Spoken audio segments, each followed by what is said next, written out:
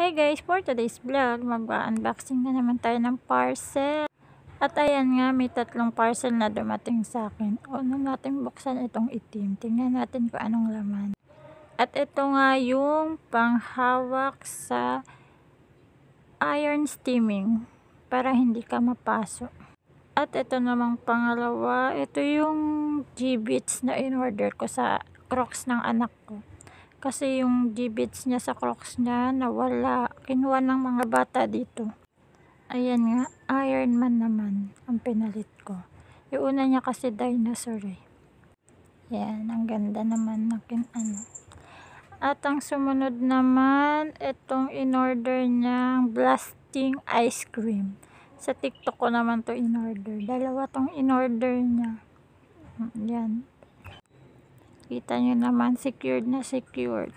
Hirap na hirap ako magbukas dyan dahil balot na balot. Naka double bubble wrap. Tsaka naka tape siya ng bonggang bongga. Tapos naka box pa siya. Secured talaga siya. Tapos may nakasulat pa dyan na food no delay. Yun, ganun. Yan na. Todo, hatak na ako dyan. Hindi ko na alam kung paano kumaano kasi naman yung gunting ko sira. Baka naman may mag-donate dyan ng gunting. Ito yan na nga. Sige pa gunting. Kahit mapurol na ang gunting na yan. Buksan natin yan. I-push natin yan. Kaya natin yan. Mabuksan ka lang. Yan, sige. Push mo yan, te. Yan na, malapit na ang katotohanan. Makikita na natin ang laman ng ating binayaran. At ito na.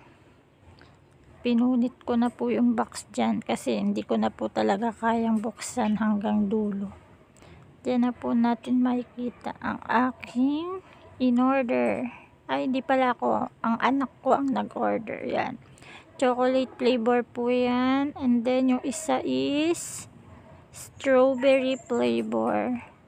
And then maganda din po kasi may freebies na binigay si seller kahit hindi ko po sinabi yan. Sunflower seed, 2. Tsaka yung biscuit na maliliit. Hindi ko alam tawag eh. Yan, 3 siya. Yan, masarap din siya. Tinikman ko agad. And that's for today's video. Bye!